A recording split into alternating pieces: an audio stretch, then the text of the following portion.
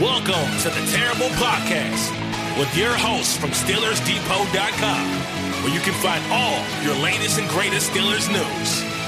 It's Dave Bryan and Alex Kozora, always lit, talking Steelers. And now, here's Dave and Alex.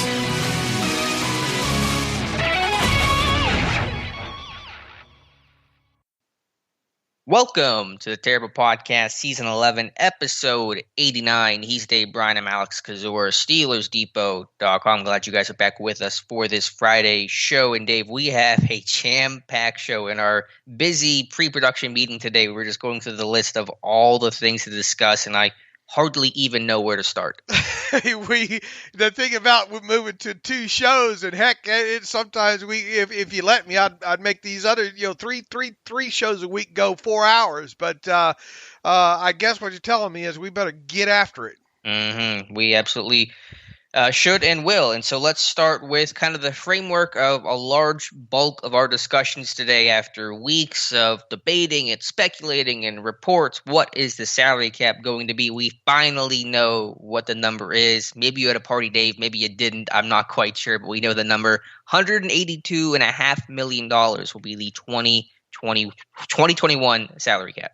Yeah, it's a big kind of kick to the gut for me. I really thought, push come to shove, and after everything had settled down, and maybe a few extra discussions between the NFL and the NFLPA, I thought it'd be a little bit higher than that number. Obviously, I gave up dreams of it being flat, the 198.2 million number a while ago, but I was silently hoping for maybe it to come in around the 185, maybe 188. Along those lines. So it did come in at 182.5, which is obviously $2.5 million more than the new floor that they had established a couple of weeks ago of $180 million. So, look, the Steelers certainly could have used another $2.5 million that you had that thing settled at $185 million, but that obviously is not the case there. So, going to be interesting to see, how they move forward. I mean, a lot of this is still predictable and has been predictable for a while, right? A lot, and kudos to us. We've predicted, really, what haven't we predicted so far, other than maybe hitting right cap numbers and being off $1 million on the Ben Roethlisberger contract and all like that, but 182.5 is the number. So where does that leave the Steelers right now? Well, in real time, and very few opportunities that you get to match up with the NFLPA number in real time. The Steelers are right now 6.18706 under the salary cap number of $182.5 million. Now, I say in real time because there's one contract that we're still waiting for to hit the NFLPA, so we might as well wipe that out real quick. The Steelers re-signed Ray-Ray McCloud to a 1-year contract. We do not know if it's a restricted tender. We hope it's not a restricted tender because that's a 2.1 or a little bit over $2 million price tag.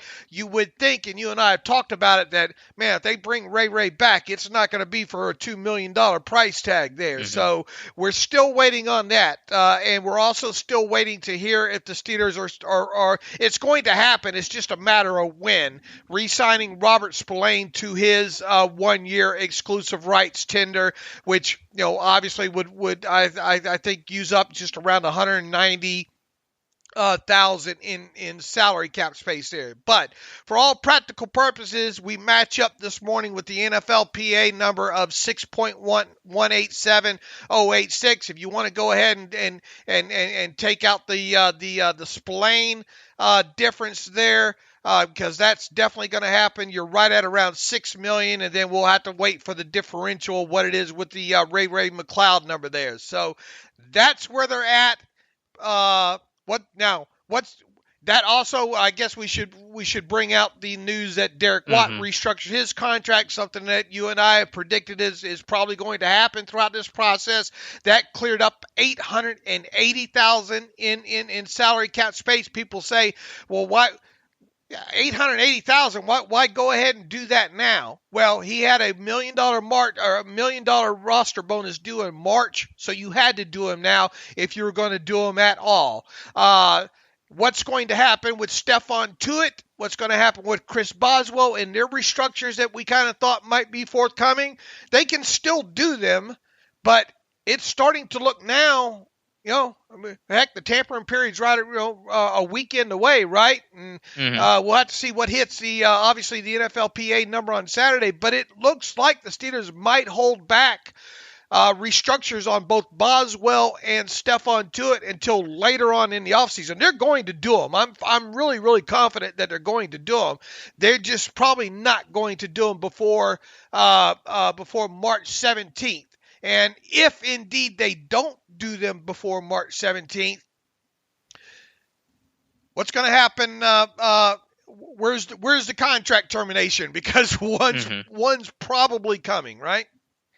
Well, I'm still a little conflicted on that, and I don't quite understand. Maybe you can better explain this to me than I've been able to understand it myself, is the benefit of waiting on Tuitt and Boswell. I mean, they're going to need cap space. The cap space they have right now isn't enough to re-sign some of the guys maybe that they want to re-sign, a Cam Sutton, whoever. We'll talk about those names in a little bit, some outsider, mid to low level type free agent. They're going to need that cap space, so I don't know why you just wouldn't do Tuitt and even Boswell at this point right now and just give yourself the max cap space possible heading into free agency.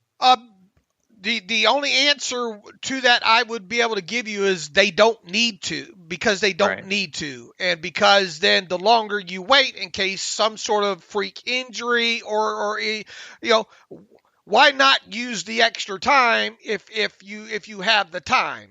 Right, but it feels like they need to create that space. Okay. Or it's signaling a very, very quiet free agency where they're not doing much with re-signing or signing outsiders. Right, which might be the case. Right. I mean, look, I'm not saying it's not going to happen, but before March 17th.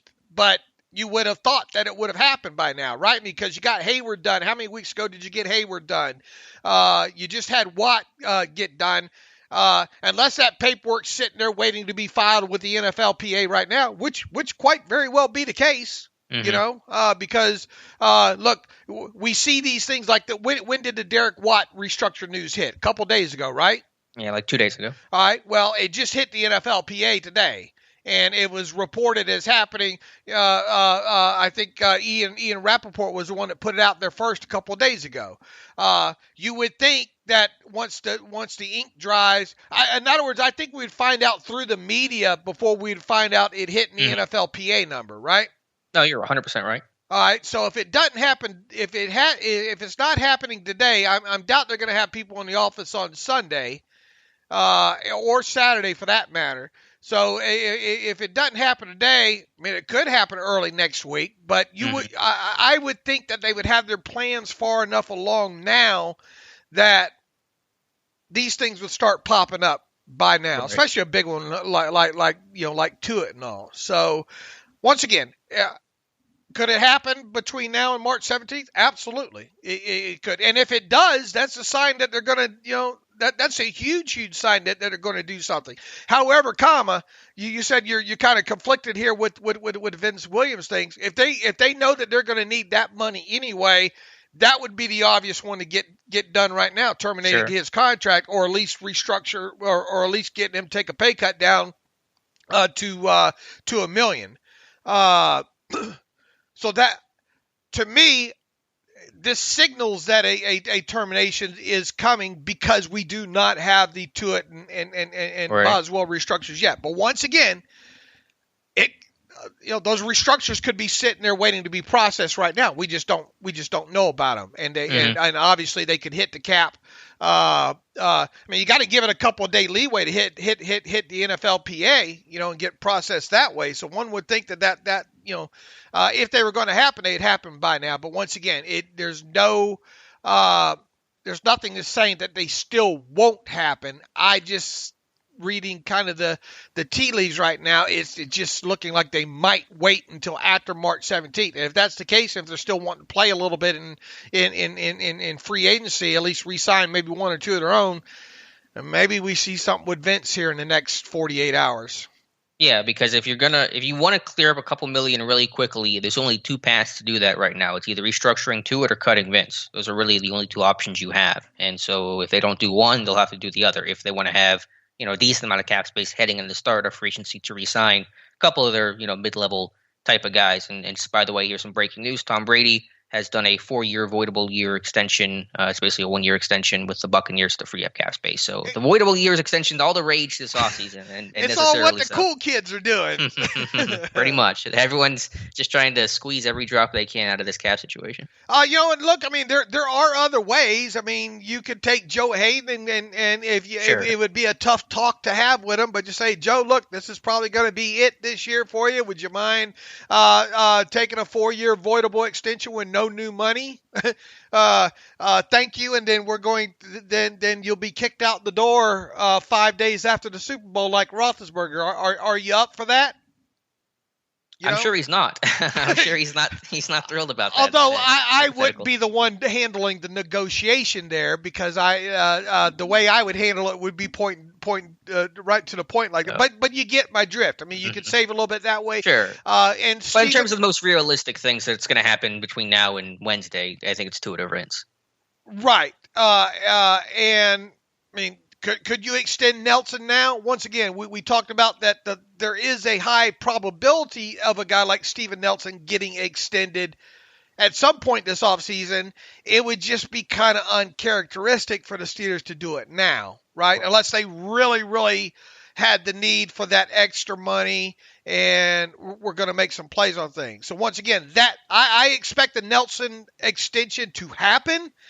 It's just not looking like it's going to happen before March 17th. Mm-hmm. There's no rules that says it can't, but you know what I'm saying? It just at this point, you would think they would kind of wait. Sure, yeah. I'm not saying that there will be more moves after March 17th in some form or fashion. That is guaranteed. But in terms of stuff that'll happen pre-free agency, I still think Tua or Vince are the cleanest, quickest things you can do to free up $3-4 million of cap space. Right. So we'll see. We'll get our answers pretty soon, though. We're coming down to the wire here. Anything else? You don't think Vince is? I mean, look, we had this conversation the other night on direct messages. It's hard to you look and you just look around the league at some of these guys that are getting cut, right? And some of that mid-level, mid to upper higher, upper mid-level salaries that they make. And the Steelers haven't cut anybody yet. Right. Well, I'm sure their goal is they don't want to cut anybody. Oh, I'm sure they don't either. But, I mean. Can you create a path where you can be in a decent place cap-wise without having to cut anybody? I mean, that's the ultimate goal. So it's tough for the Steelers. It is tough. And I mean, you guys know I love Vince, and I've been leaning towards he's going to get cut here. And if he gets cut, it's not going to shock me in the least. I would totally understand, and I wouldn't even get too mad at the team for it because I understand the situation they're in right now. But the longer this thing goes on, and for whatever it's worth, Ed Bouchette with a comment today saying that he thinks if Vince was going to get cut, it would have happened by now. Now he says a pay cut's still possible. That wasn't an ironclad report, but take it for whatever it's worth. But the longer we're waiting on this news to happen, I mean, if it's going to happen, just cut the guy. I mean, let the guy get a start on free agency, and before the market really floods on the 17th, that seems like a courtesy they could do for a guy like Vince Williams. Just cut him now and let him begin finding a new home. Yeah, but they didn't give that same courtesy to if you look back at last year. Some of those cuts happened late, right? Chickalo, who else did they cut loose? Mark Barron. Vince is Johnny. No, I mean I understand where you're going, and I 100% agree. But maybe they're trying to shop him too. No one's trading for Vince Williams. I'm just saying. I say that as the biggest Vince Williams I'm just saying. Yeah. I mean, the Steelers don't rush into any of these last minute kind, and maybe they want to give them up until the final. You would think out of courtesy they'd give them a jump on free agency, right? Mm-hmm. And maybe they will here within by the weekend and all. But I just don't see I don't see how they work through this. I mean, there's ways, obviously, And once again, I think it comes down to, look, is Vince worth $4 million to you? Period. Is he worth that price? Period. Leave the cap number out of it. And I think that's a tough discussion that they've had. I will be more shocked, I think, if they don't part ways with Vince or do or pare him down to the minimum here in the very near future, in the next 48, I don't know, by Monday evening. Right. That's fair. I mean, yeah, if it's going to happen, you would think. I mean, again, it could happen. I'm not advocating them doing it. I love the guy. The guy bleeds Steeler, and I think I've said that. People think that you throw it out there on Twitter that something like that's coming. It's that you're wishing for it to happen. No, I'm just speculating that that might be part of the path here. And as you've said time and time again, he's been very quiet on social media. Like there's a storm coming and he's bracing for it or something. I mean, just, it's one of the silly things that I do, reading the tea leaves, but we'll see. He might end up being nothing. He might just be tired of it, That's also true. All right, Dave, anything else cap-wise we should be informed about? Any other things that are potentially coming next couple of weeks, even post March 17th, or just other moves his team? What do you think Ray-Ray got? I mean, you think he got $1 million? What do you think his contract actually is? What's his base can be? What, 990,000, right? Yeah. I think it's like 900, somewhere around there. I mean, I guess you could, if you put some sort of 250,000 roster bonus in there, it wouldn't get you too far. I would have told him, here's 990,000. Do you think you could beat it and get a better shot at making a roster around the league? Here it is. That's me. And look, I get people saying, well, he's more than a kick returner, yada yada. Well, that might be true. And was he used effectively enough last year? Look, in my opinion, Ray, my age-old adage, or my old adage of running around with the red light on your helmet when you're on the field, right? Here comes Ray-Ray McCloud. Look out. Something, there's going to be some motion here, or the ball's going to him, Right. Kind of thing here. If you're going, and that's what ended up happening with his average depth of target being behind the line of scrimmage, right? Or kind of thing there. I have no problem bringing him back for the minimum or slightly more. And you've obviously pointed out several times what a boom this guy was to return game. For that reason and that reason alone, I'm fine with him returning at that number. However, let's pump the brakes a little bit on upside where this guy is as a wide receiver, right? Or look, can he make plays? Can you get more creative with him offensively than they have in the past? Absolutely. But to think this guy is going to come in and play 30 snaps in the slot a game, I just think is a little bit over the top. Yeah, to me right now, he's just a kick returner, punt returner, and little, 5-play package gadget guy on offense, which is fine. That's an important role to have. I'm not mad at it one bit. But that doesn't mean that you're going to be the replacement for Juju, hypothetically. Once again, it goes back to us saying, boy, if they bring Ray back, somebody needs a stern talking to if he got a restricted tender. I'll put it to you that way. And I think you and I agree on that. You like him, you don't like him that much, right, Alex? Well, hypothetically, in a vacuum, would he be worth that 2.1 if cap space wasn't an issue? Potentially, but just given the circumstances of this year, where you need every million possible, you just couldn't make it work that way, knowing that he's going to come back to you, because he's not going to get more money elsewhere, and even if he did, his best opportunity to play and have a job is in Pittsburgh, because they want a kick and punt returner, and he's that guy. So there's no incentive for him to leave. All right, so basically we expect this cap number to be around $1 million, and after displacement takes place, that's around $500,000 in cap in real-time cap cost to keep Ray. Some other what do you want to move past real quickly, and everybody ready to have their toes stepped on? I don't even know what that means and where you're going. I was going to talk about 5th-year options, but where are you going to go? Okay, yeah, that's a good. We'll wait to rain on their parade here for another 5 minutes. How about that? I don't even. I have no idea what parade we're raining on. Just in relation to upcoming costs past March 17th. Oh, okay. All right. Well, let's do 5th year options first, and then we'll get to March 17th. So the 5th year option numbers came out for the 2022 season, but update us on what those figures are because they've changed. The metrics and how those numbers are calculated are much different than they used to be.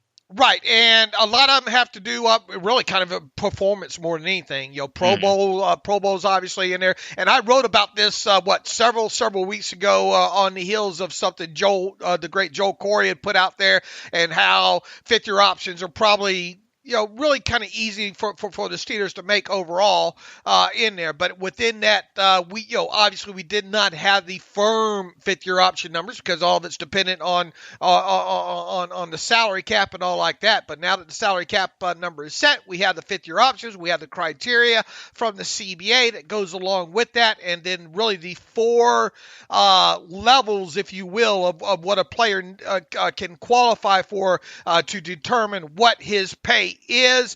We already knew that Minkah was going to fit into the 2 or more Pro Bowl, the top level overall with him. And so basically that means now that the numbers are out that he will make, hold on, I lost my place here, his 5th year option amount, and now this is for 2022, people, 2022. His 5th year option amount once exercised, and it will get exercised by May 3rd. $10.612 million. So go ahead and pencil in that as being Minkah's initial cap charge for 2022, just a matter of the process now that the Steelers picking that up. Once they do pick that up, then obviously they will work towards a long-term extension prior to the start of the 2022 season, one would think. The only other question is what's going to happen with Terrell Edmunds. He obviously doesn't have Pro Bowls to impact his 5th year option number. He does, however, have the playtime. He didn't meet the playtime thresholds, and man, when you look back, this guy's only missed 1 game, right? Yeah, he's been every down, and that was this past end of this past season. I think week 17, right, the finale. Right, and with that, obviously met the playtime thresholds there. His 5th year option is now scheduled to be $6.753 million. I knew it'd be in that $6 to $7 million number. I just didn't kind of have the specifics on that. Now, look, here's the thing: when you pick up these 5th year options now, they automatically become fully guaranteed. Right. Mm-hmm. So you better know what you're doing here. Look, already I think half of Edmunds' salary in 2021 was already guaranteed.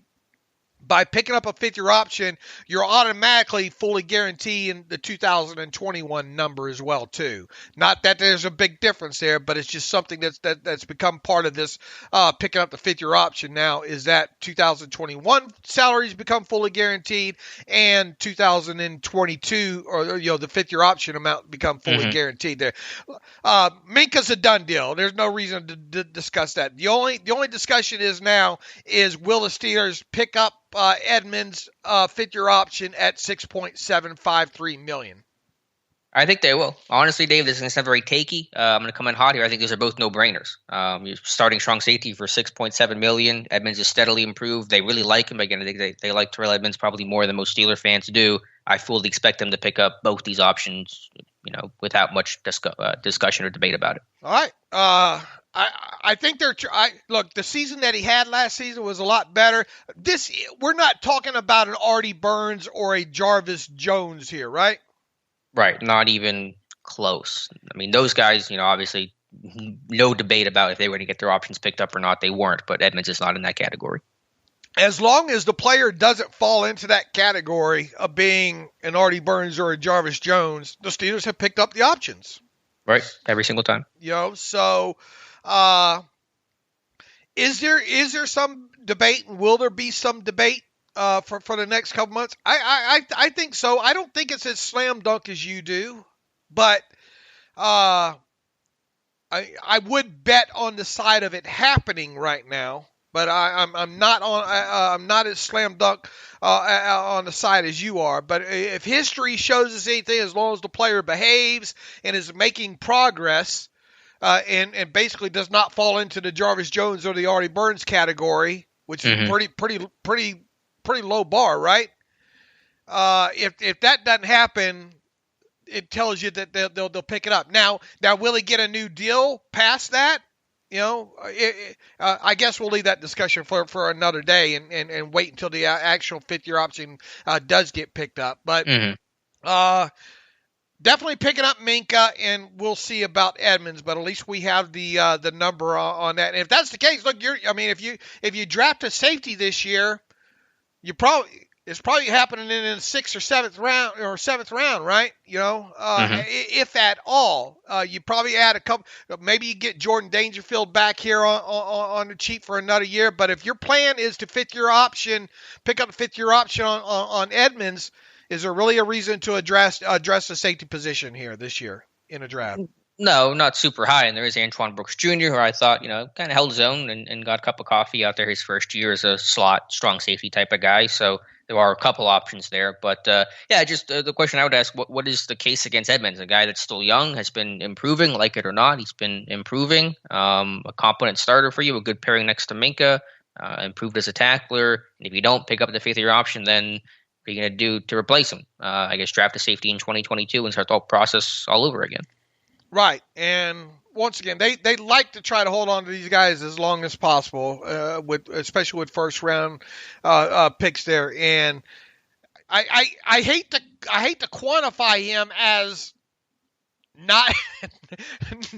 Well, he's not. In other words, the positive being he's not Jarvis Jones, not Artie Burns, but I think that's where we're at right now with him. Right. Those are the guys where you knew they weren't going to pick up the option. And anybody who clears that off, Edmonds is not a bust. I think people are warming up to that idea and kind of understanding that now, but Edmonds is not a bust. Now, has he lived up to every expectation as a first-round pick? No, probably not. Should he have been a first-round pick? Probably not. If he was a second-round guy, though, no one would even be concerned and worried about, his career arc and how he's played. They'd all be happy with the job he's done. All right. Okay. That doesn't mean that Edmonds has flaws. Like, Edmonds' playmaking skill sucks, obviously, but when you pair that to Minka, who's an elite playmaker, I think there's a good yin yang between the strengths of both guys. Is he worth $6.75 million? Yeah, I think he is. Okay. Do you think? That's why I'm kind of I'm leaning towards it happening. I'm not quite there where he's worth that amount. Let me put it to you that way. Well, it sounds like you should pick it up then if you don't think he's worth the amount. Yeah, that's why there's some gray area and me not being 100%. I would lean to them doing it right now, obviously. Okay. I'm probably 70% them doing it. No, I'll lower it. 68% them doing it. That 2% was burning a hole in your pocket. Right. 32% them not doing it. How's that?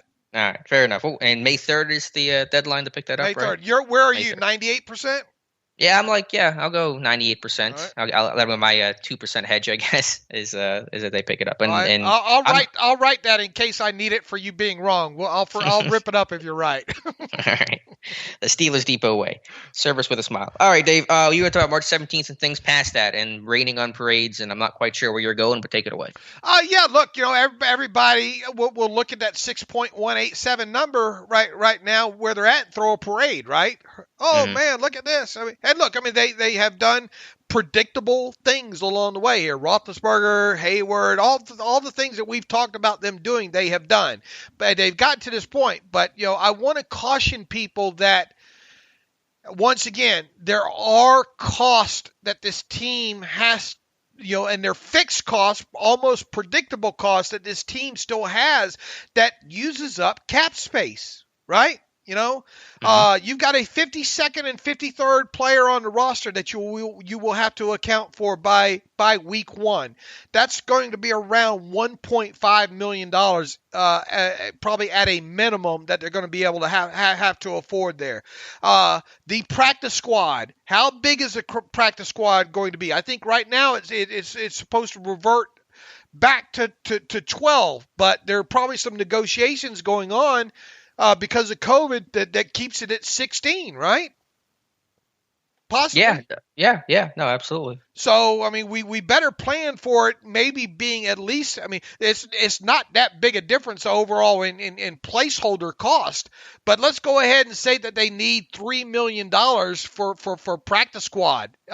If they don't need that much, probably, and it's a 12-man squad, then it's going to be around $2.5 million. That's still a pretty good chunk of cap space that you need there. Let's give for the benefit of the doubt and go on the low side of $2.5 million as what they would need. And let's go with $1.5 million for the 52nd and 53rd player there. I've just taken $4 million of your cap space there. Right. I drink your milkshake. There's you a never reference. saw that, didn't you? Oh, okay. No idea. What's the reference? Oh, man. That's from the movie, I can't believe you haven't seen that one either. And I think at this point you can believe that I haven't seen something. Yeah, I guess. Damn, what? I drink your milkshake. There will be blood. That was the movie. Mm-hmm. There will be blood with who is it? Daniel Day-Lewis, I think, is in that. Oh man, that's a great one you got to add to your collection. Right? Where'd you find the time to watch all these movies? Oh no, a lot of these are in my head. A lot of these, like some Steelers stats, they stay in my head. I mean, these are older movies, Alex. I mean. Obviously, okay. I don't sit around and look. The only movies I watch now really are all 22 movies. Here. All right, where were we? Drinking your milkshake there. I've already taken $4 million of your $6.1 million of cap space that you have there, right? And there's no way around that. Right, yeah, no way at all. And that's you being conservative as well. And that's me being conservative, right. You're also probably going to have almost $800,000 that's going to be taken out as a OTA workout debt here, probably somewhere in March or April there, right? So go ahead and give me another $1 million of your cap space there. All right, so I've eaten up $5 million of it so far there. What else do they have in line here? Oh, you got the draft class, and probably at minimum by the time this thing all shakes out and roster displacement all takes place, and you have your draft picks and your undrafted free agent signing bonuses and all. I know on paper that looks like a large number, like, oh man, the Steelers are going to need $7 million in cap space. No, people, you got to remember the displacement rule that happens here. Let's boil that down to basically it's going to cost them $1.5 million in salary cap space by the time the bottom of the top 51 probably becomes with no minimum salaries in there and that kind of thing there. So look for about $1.5 million in cap space needed to go towards draft class and undrafted free agents getting those guys signed. So where are we at now? Me eating up your cap space, $6.5 million, right? Yeah, you've used it all and then some. All right. Do you like me? Let me get back to you on that. Probably no, it's not. the reality of it. And then that you haven't even discussed the in-season rainy day fund, right? Right. And how much is that going to be? people say, oh, that'll only be $5 million. Well, if you're having to shuttle these guys back and forth from the practice squad the way because of COVID and all like that. We saw last year this team, I think, go into people have short memories, man. They really, really do. People say, oh, they go in there with $3 or $5 million in cap space. This hit in 2011, people. Salaries. Well, remind them. What are they going with cap space? What did they go in cap space last year? Around $9 million. Wow. $9.5 million. So on the low side, maybe I'm wrong. Maybe I shot high here, but let's say that I shot way too high by about $2 million. Let's say they need $6 million. All right. And I can't see them going into the season beyond that. So where am I in eating up your cap space so far? You're at 12? At 11, 12. Yeah. I mean, yeah. 12 million, and you have 6.1 right now. Really, you have probably less than that. You probably realistically have about 5.8 right now in cap space. So where is that other money going to come from? Well, we already talked about it.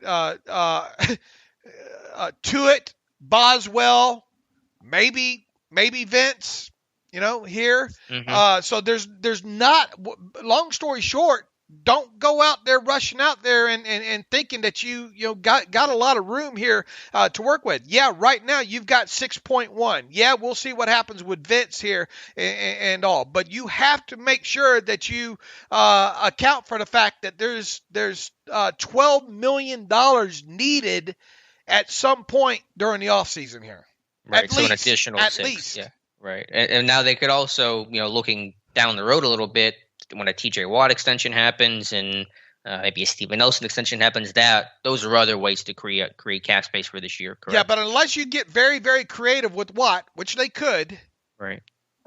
It's going to be hard to save a lot of cap space there on Watt's deal because really, huh? No. How much? I thought you would save a little bit on an extension with Watt, even though you probably save a little bit, Well, how much is a little bit? I mean, maybe $1.5 to $2 million, maybe at most, unless you get creative on that. Because look, what's your signing bonus going to be with him? $30 million? I mean, yeah. And you got to keep that his first year cap flow, his first year, his money that he's going to put in his pocket in 2021. Is going to be probably at a minimum $40 to $45 million. So how are you going to give him $40 to $45 million in 2021? Well, a bulk of that's got to come from a pretty substantial signing bonus. Mm-hmm. So by the time you try to work with a cap number and it be different, and how much different is it going to be from his $10 million cap number that he has right now? Probably not going to be a huge difference, right? Yeah, that's a good point. Now Nelson, you could go a lot of different ways there, but it's what do we talk about? Anywhere between like 2.75 to 4.25 maybe in savings, depending on market value and length and all like that. So it's not a ton there. Mm-hmm.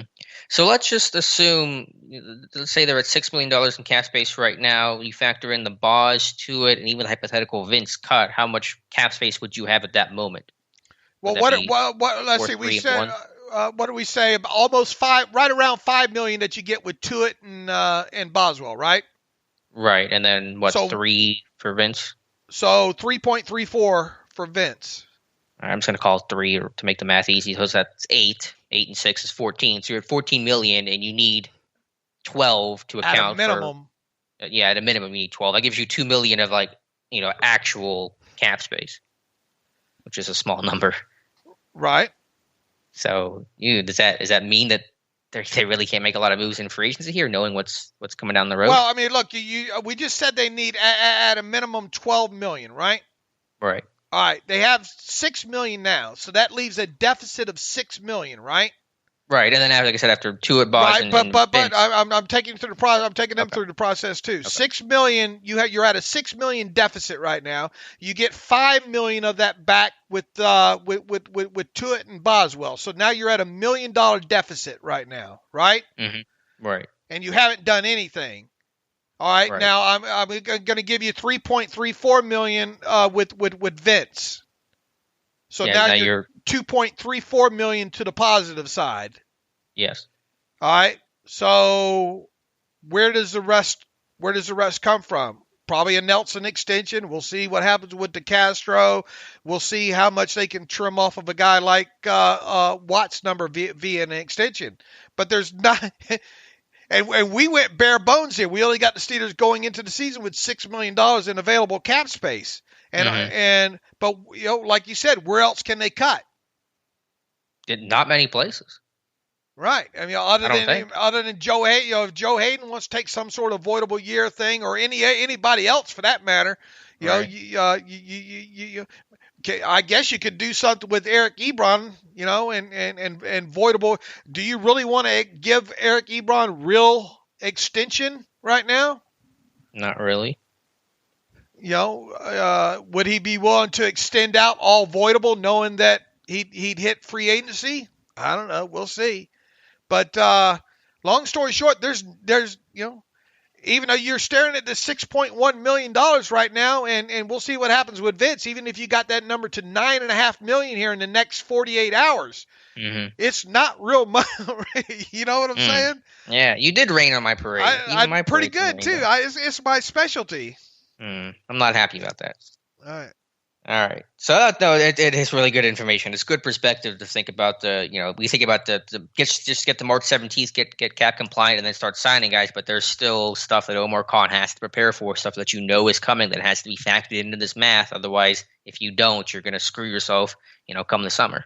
And we haven't even talked about maybe a Cameron Sutton and all like that, right? And that's what I'm saying. Right. If you only have $2 million right now in like actual cap space, hypothetically, who are you going to be able to bring back? And that's you can't do really anything with $2 million. And what I just laid out almost makes it guaranteed that Vince is gone, right? Yeah, when you put it that way, I mean, it makes it really hard to see them keeping him. But if they're going to do it, then just cut the guy loose. Just and have some courtesy who knows? about it. By the time that we get this podcast over, probably. I don't know there. But I hate to rain on it that way, but.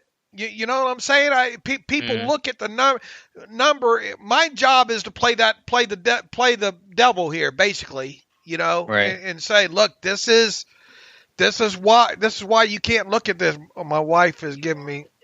My wife said I am the devil. Well, there you go. I don't know what to do with that. What's the other word for the devil? Satan? Beelzebub? Satan. What? She says Satan. Satan Depot. Satan Depot. Yeah. That was her working title. All right. Good cap information. We'll keep leaning on you for that the rest of the way. Some other Steelers news to come out. Compensatory picks were released earlier in the week after our last podcast, and the Steelers only netting one. A little disappointing there, but getting a 4th-round pick for the loss of Javon Hargrave. The speculation was they could get a 6th, but that ultimately did not happen. I think, according to Nick Corte, they lost out to the Cowboys and the Eagles in some form or fashion in the comp formula, and so they did not get a 6th-round comp pick, but they do have a 4th-round comp pick. Yeah, the bad part about it is the Cowboys played a role in beating the Steelers there, right? Yeah, not fun. I mean, it's not the end of the world. Look, just go re-sign B.J. Finney for the minimum. We'll call it even. Yeah, that's true. Yeah, because that 6 would have been for Finney, right? Had they gotten it? Right. I believe so. Right. I think Alex Kozora just wrote about what Nick Corte and him explaining why the Steelers didn't get a 6th-round pick. That just went up on SteelersDepot.com this morning from the great Matthew Marksey. So, just look, go ahead and just re-sign B.J. Finney, something we've been calling for since last season for the minimum. And we'll call it even, and they will continue to think that Steelers Depot is run by witches or Satan. Yeah, well, all right. Speaking of players who have been released, we should mention that Jesse James was released yesterday, and we were waiting for that shoe to drop. I was getting to the point I was wondering, is it even going to happen? But James has finally been released after 2 unsuccessful years in Detroit into that 4-year, pretty decent money they gave him from the old regime. But now James is a free agent, and certainly a reunion is possible in Pittsburgh. And how long have we been talking about Jesse James possibly getting cut by the Lions? Since November of last year, right? For a while now. I mean, as soon as they signed James, they went out and they drafted T.J. Hawkinson in the 1st round, and that put James in a reserve role. And, I mean, he caught, 30 total passes in 2 years with Detroit. And the 1 year in Pittsburgh, he caught 43 balls. So just really was never utilized there and overpaid, and they cut him. The plan is all coming together, right? Kevin Finney, Colbert's getting the band back together, right?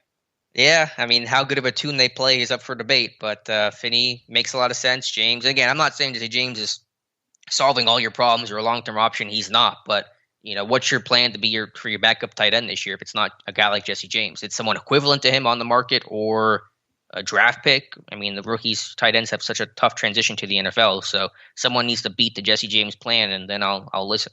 Yeah, and what? I think we just got a question on the podcast the other day, right? And the answer was going to be a cheap veteran tight end that probably is a better blocker than anything else.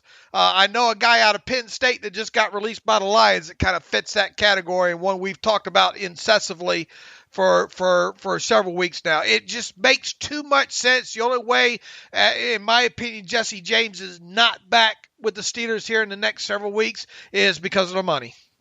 Because he would get, because someone would be willing to pay him a little bit money. Now, how much money right now would you be willing to pay Jesse James?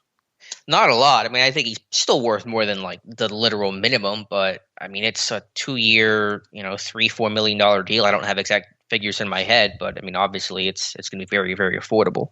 I mean, you could give him technically a 2-year deal, maybe a $500,000 signing bonus, a minimum salary of $990,000, and kind of keep that cap number down. But is that too much? I know a lot of people are probably screaming $990,000 is not enough for Jesse James, and that might be the case. I mean, we'll see how bad the tight end, the tackle market's starting to flood right now a little bit. After a slow start, the running back market I think's flooded, right? The interior offensive line, the center position is starting to flood. Will the tight end position flood the rest of the way out here in the next 48, whatever hours before free agency starts? I think it's going to keep Jesse's price down. How many teams are going to want to go after a Jesse James and pay him $2 million a year? So if that's the case, Jesse's from Pittsburgh, right? I mean, yeah, McKeesport. It makes too much sense for him to sign a 1-year deal at the minimum or thereabouts. He'd be guaranteed about 400 snaps or so, probably. Mm-hmm. Wait for the market to reset. Go back out there and get you one last deal in 2022. That's the way, and that's kind of the way you and I have kind of painted this thing since November.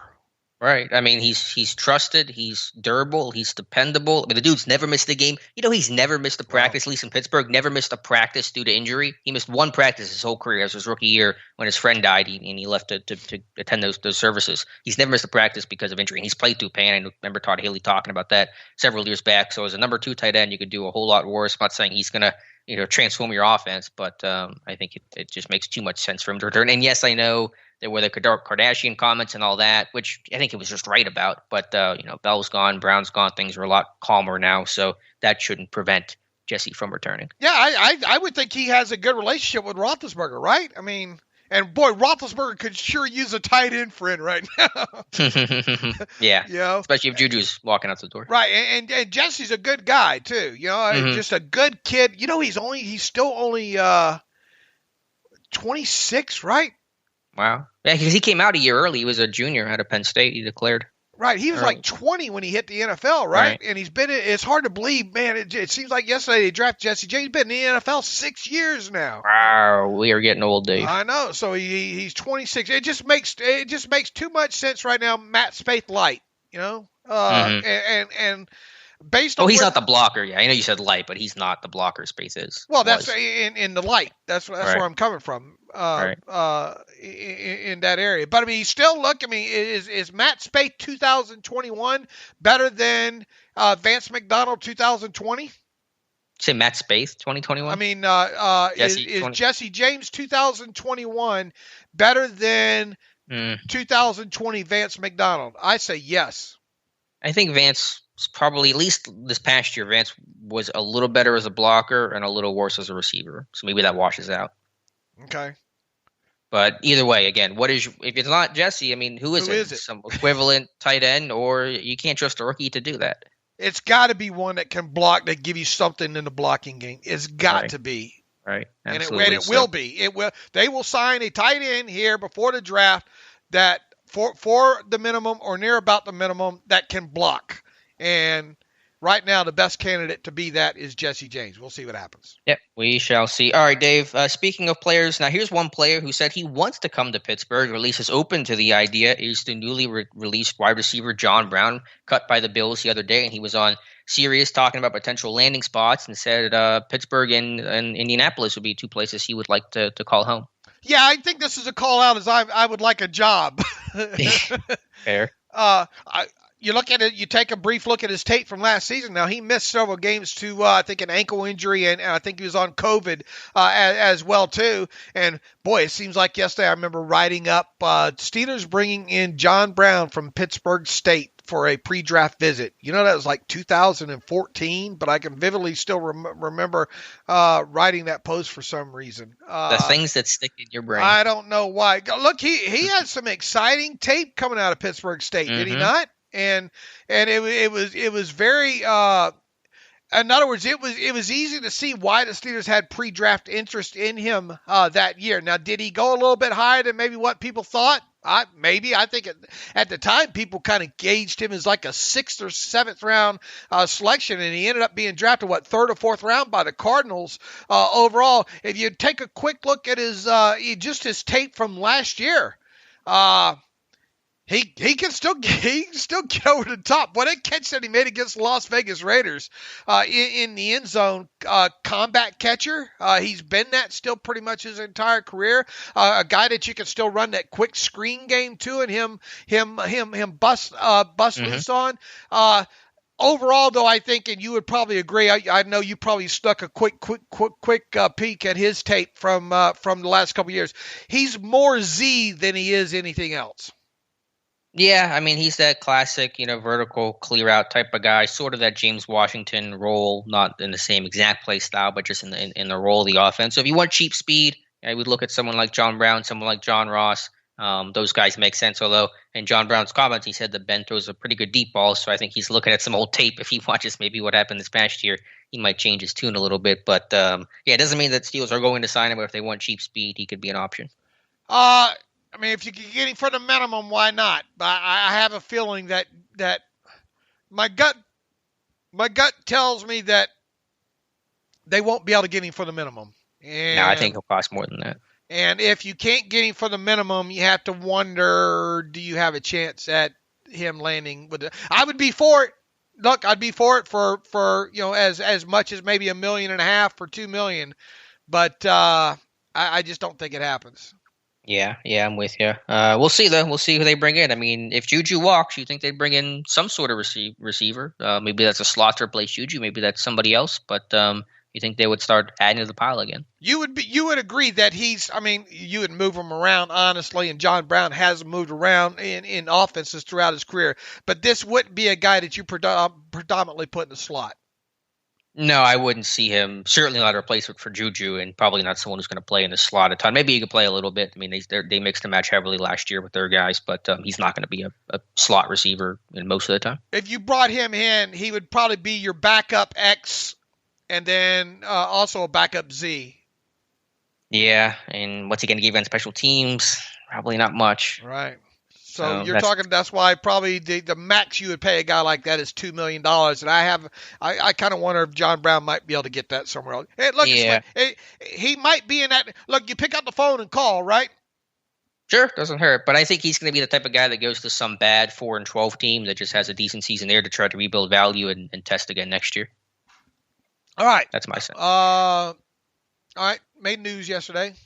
Yep, made news. That's what we're looking for. All right, Dave, let's transition to the college game and the NFL draft. The Pro Day circuit, as I wrote about on Monday, was heating up this week, and it has not disappointed. We are busy updating our Pro Day tracker, and the big news yesterday was our first Tomlin and Colbert sighting of the draft season. Though it's good to see Tomlin since he had COVID, and I'm glad that obviously he's recovered and he's now able to travel and all that. But Tomlin, Colbert, and Matt Canada at Clemson yesterday under new NFL rules because of COVID. Obviously, teams are only allowed to send a max of 3 NFL personnel to college campuses, so that was the max for Pittsburgh with Tomlin, Colbert, and Canada watching Travis Etienne, Amari Rogers, Jackson Carman, and company, and reportedly, actually not reportedly, Travis Etienne said that he had a Zoom meeting with Tomlin and Canada. So a lot of buzz right now about those Clemson guys.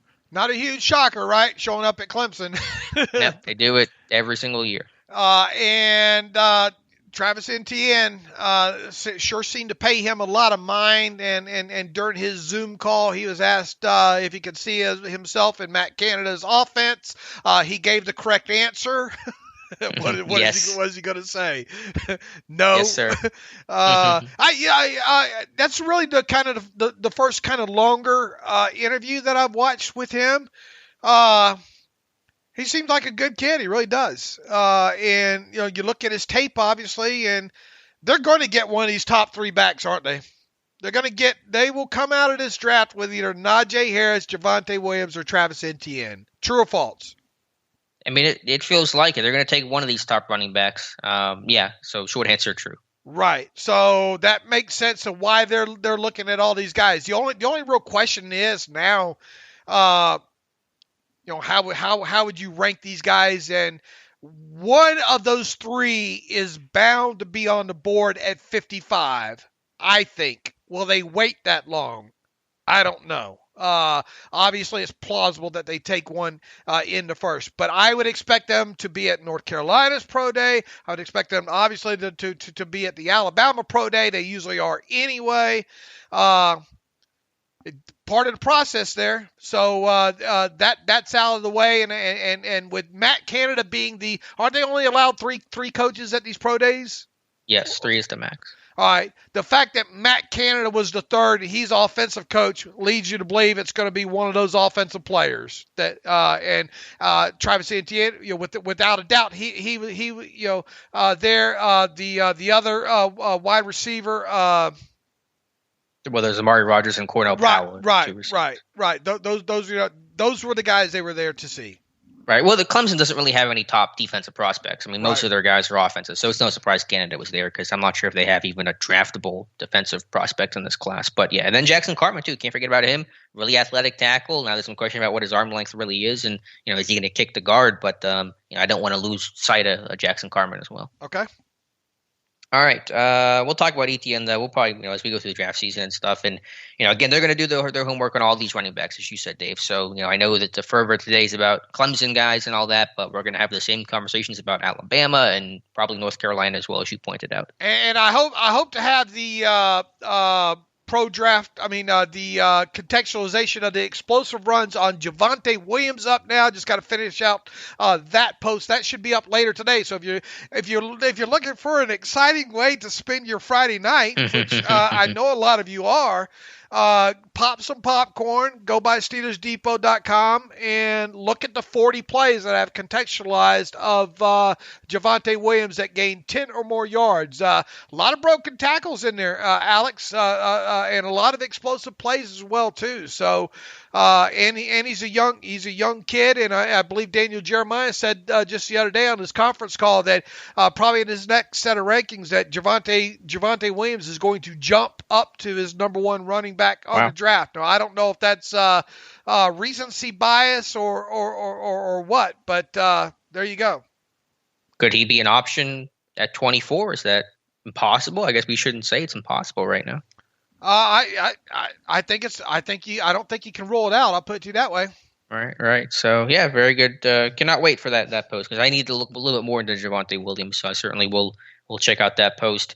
Other pro day happenings, so we are tracking it. I'm so happy we can track pro days again. It brings me a lot of joy in my life, Dave. Yesterday they were at Texas in addition to Clemson. I don't know who was there from Texas. I couldn't see who it was, but we know that they were there.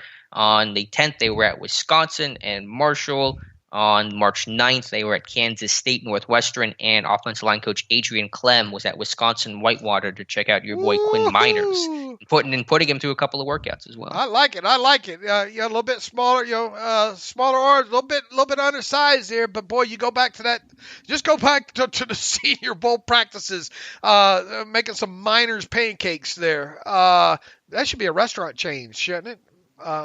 Miners pancakes. It's going to be a Primanti's sandwich or Pamela's meal or something if he gets drafted here. There you go. Where do you think he goes? I can't figure out where to slot this guy. Is his third round sound right for Miners? Should it be second round? What do you think? Man, the buzz that he's getting, not that means anything. It should all come back down to the tape, right? He's missing a lot of it, unfortunately, for maybe to get to play this year. If the Steelers want him, they're going to have to take him at 55, I bet. You think? Yeah, because that's fair. Because this guy here's the downside with him. You don't have any, and why he might fall to later. Why he could fall. Obviously, we don't know where any of these kids are going. We just kind of speculate there, but you would think what's going to be his natural position at the NFL level? I mean, he was a guard for basically his whole career, but he played center at the Senior Bowl. So I think if Pittsburgh drafts him, it's with the vision of playing center. I do too. So there's a little bit of projection involved there, right? So that makes it kind of, can he be a walk-in rookie week by week 4 starting guard in the NFL at his starting size? Guard? Yeah, starting guard. Yeah, I think he could play guard, sure. Okay. Well, that's going to help his value. Now, Right. Obviously, if you're going to move that guy over to center, which I would think the Steelers would do if they drafted him, there's a little bit of the process that probably need. This isn't a walk in off the street Marquise Pouncey situation here. I don't think. Could you get him to overtake a guy, let's say like B.J. Finney by week 4, week 5? I think that's possible. Sure. Right? Yeah, I wouldn't even totally discount a week 1. I know it's probably less likely than it was Pouncey, a Power 5 guy that he was, the top center in that class. But I mean, they draft these guys, and usually they get on the field sooner than later. I'll put it that way. Right. So so there you go on that. And his testing and granted pro day numbers, it's a little unreliable right now, but the reported numbers here, 4.9640 for how much what did he weigh in at? I don't know if we have a weigh in for him, but he's over 300 pounds, obviously. 3 cone at 7.54, vert at 32 inches, and a broad at 9.3. So that 32-inch vertical, which is a objective number, basically tells you he's a pretty good athlete. Right. So good stuff there. And then pro days today are Oklahoma and North Dakota State. And I don't know if they're at Oklahoma yet. I imagine somebody is. We do not believe they are at North Dakota State there. At least we know that none of the decision makers are. No Tomlin, no Colbert. I don't believe any of the quarterback coaches or anything like that. So that probably puts them out of the running of the Trey Lance sweepstakes if they were ever in the running in the first place. And not probably hugely surprising though, right?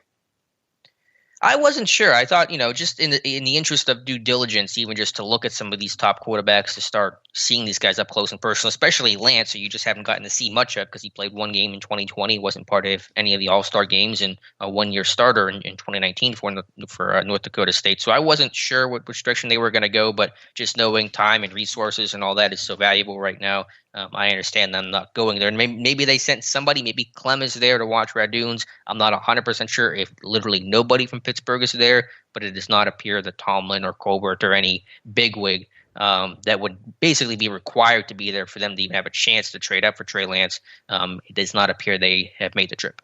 Right. All right, Dave. Where to? You'll still scour the. You still promise to scour the tape, right? What, the pro day workout stuff? Yeah. I've been scrubbing through just local news station videos, just trying to find stuff for all these schools, and ain't it great? Had some success. But happy to be back doing it again. Be sure to check out our pro day tracker. We are constantly updating it. Just search in the search bar if you don't see it on the front page. Pro day tracker. It'll be the first post that pops up. And again, reminder: the importance of Tomlin and Colbert visits. Every single first round pick since 2010, they've had Tomlin and or Colbert at their pro day workout. So there's a very, very strong connection between the two. So that's a reminder of how valuable these appearances by Tomlin and Colbert are. And the old Power 5, yada, yada, yada, that goes on too, right?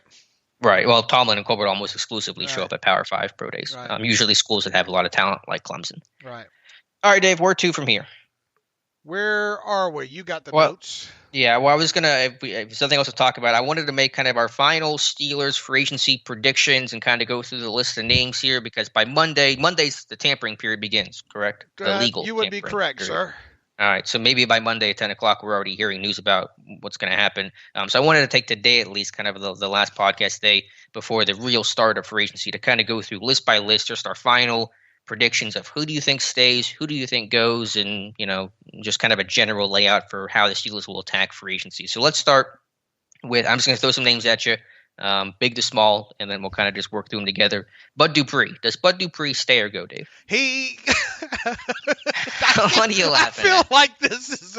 I feel like I just got transported into a game show here. Price is Right. You would. You know what? At some point, that would, long after your Steelers Depot days are over, you would probably be a great game show host. You know what? Have your pets spayed and neutered. I do, Bob Barker. There you go. Get you the long stick microphone there, like Gene Rayburn on the match game. Oh boy, that it got to the point where I think the match game was so racy that my parents tried to keep me from. They wouldn't let me watch the match game, because they would say things like "make whoopee." Oh yeah, I've watched a lot of match game GSN growing up, Game Show Network. Yeah, you can't do that today. No, some of those things you just can't get away with. But and I always look. You would be good on password too, probably password. Price is Right. Tattletales. I don't know if you had Tattletales is way before your time. Don't know that one. Yeah. Bert Convey and all like that. Research that in your game show history there. Okay. All right, Alex? What was the question? I would like the question. Can you use the question in a sentence? Can you buy back? I'm going to tell you, Dave. Sorry, I can't do free agency news. I'm looking up Tattletale. Sorry, I'm busy this weekend. Okay. Is Bud Dupree going to stay or go, Dave? He will be gone, Alex. Gone for 500. Okay, yeah. But yeah, I think Bud Dupree, as much as the Steelers would like to have him back, and as much as I would love to see the Steelers bring Bud Dupree back, I think the only interesting question about Dupree is just where exactly does his market lie. I still think he'll get a pretty mega deal out there, but if his market's cooler, then does he take the 1-year deal? All right, Dave. It's not happening. But Alex, I would like free agent Steelers cornerbacks for 500, please. Oh, you've hit the daily double. This is a video message from Alejandro Villanueva. Dave, will I remain a Steeler? Alex, the answer would be no. What is no? What is no? Yeah. There you go. Yeah, I just can't see Villanueva again. But is his market going to be cooler than what I thought? I'm not. I maybe, man, but I still think. I mean, franchise left or long-term starting left tackle is not going to be cheap. If you're Kansas City, he's looking real good now, right? That's a good one. Yeah, for sure. I mean, they cut both their tackles. Sports. Yeah. I would look really, and he's he played with Ben, who scrambles a little bit, not as much as his heyday, but that would be good for both Mahomes running around. 12 to 15. I don't know where is his market. 12 on the low side, I would think. But yeah, he regardless, he's gone. Yeah, man, Casey's a great suggestion because they don't run the football, so they don't care about his run blocking. I mean, just protect Mahomes, so that makes a ton of sense. And that only became a great suggestion as of yesterday. They can't bring in a rookie tackle. I mean, they'll probably draft. They'll probably have to, but one of those tackles at least got to be an experienced guy, I would think, right? And if so, Villanueva makes a lot of sense over there right now for a couple years. Sign him, and then at 31 draft one of these tackles that fall out of the top 30 picks. It's a strong tackle class. Get the North Dakota State kid, right? Yeah, there you go. All right, we're Chiefs Depot. All right, so Villanueva gone as well. Mike Hilton. Will Mike Hilton stay or go? Man, as much as I'd like to see him re-signed, I just think I'm rooting for the guy to get paid, man. Mm-hmm. And I think he will, and I think it'll be elsewhere. I think he's gone. I'm with you as well. So we're in agreement so far. We both believe. I don't know. I'm saying we're all. We both believe that Dupree, Villanueva, and Mike Hilton will be gone. All right. Here is maybe the first one where there's maybe some controversy or some debate here. Juju Smith-Schuster, does he stay or go? Making you choose here. Can I pass? No, you can't pass. You can't phone a friend. I'll go first, and I've wavered on this, and I'm still not 100% sure. But the more I think about it, the more I listen to reports and Juju's comments, I think he's gone. Wow, just the other night you were kind of more leaning in the other camp, right? Well, I was in the camp of my heart says he stays, my brain says he goes. I'm trying to listen to my big dumb brain here, and I just and again, I hate getting so wrapped up in the social media stuff. But when he voted on that poll about is Juju going to stay or go, and he voted negative, I'm leaving. I don't know. Is that a stick though? Right? No, I think that's the thing. It's impossible to know because I think half of the things he says are just trolling and just for the brand and that stuff, and so it's hard to get a gauge on. But just that coupled with the money and it just some of the local media reports say that he's gone. I think he's gone. I mean, what is the logical and all the cap stuff that we just went through and all like that? What does the logic tell you is going to happen here with Juju? That he walks. Right. Now you go back. What did Art Rooney II say? And I think didn't you write that one up? I think. Couple weeks ago, saying it all depends on the cap number. Then you have the Ian Rappaport report yesterday saying that Steelers want Juju to stay. They want to work out. Want and be able to are two different things. Mm-hmm. Especially when a cap. This is a great. Boy, people could see some of the conversations we have in direct messages. I and Matthew Marksy sometimes there. man, it makes you wonder. Go back to the Roethlisberger, Roethlisberger giving back $5 million helped more on the back end than it did on the front end, because it only produced another $1 million in cap space. All right, than him not giving any money back. Why are you going to give an extra Why are you going to give $5 million back if you don't get some sort of benefit from that? And maybe retain one of your favorite guys there. Juju's mom. I can't believe where our analysis has come down to Juju's mom, but boy, she sure seems to like to fire back anytime there's any suggestion that Juju won't be in Pittsburgh past this year. Not that means a damn thing, but I think you got to look at that as well. Juju obviously was saying all the right things there along the way. You can get the fact that you can pay Juju a fair market value of $17 million and still get his first year cap hit, just on a traditional contract between what's a good range? 4.5 to $6 million. How about that as a range? And then once you take displacement from that, you're talking about basically $5 million. Use up $5 million in cap space in 2021. Now, should decisions on a future of a franchise be made on the fact that we can afford $5 million cap hit? Well, I know. The correct answer is both yes and no, especially in this year, right? Yeah, because you're always looking short and long term on any contract. Right, but long story short, should a franchise? This is not you and I talking here. This is a question to listeners. A, is Juju worth $17 million a season? That's his market value. Mm-hmm. All right. If the Steelers answer that question with the answer of yes, then they should do everything they can to re-sign him. Mm-hmm. And maybe they will. Now, if Juju thinks his market value is more than 17, if Juju is like Le'Veon Bell and is really caught up in the guarantees, then Juju should look elsewhere. But if the answer to the question is Juju worth $17 million?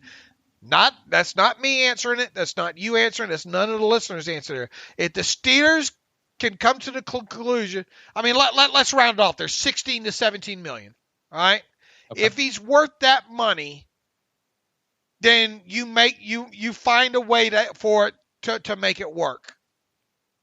But now you have me all mixed up, because now we're talking about they need $12 million by summer's end essentially, and they only have $6 million. And we don't know what's going to happen with the Watt contract. How creative. But even on your projection, well, you have to get really creative, because you're saying traditionally it's only to create maybe $1 to $2 million in extra space. Just in traditional, I don't know how traditional they're going to be.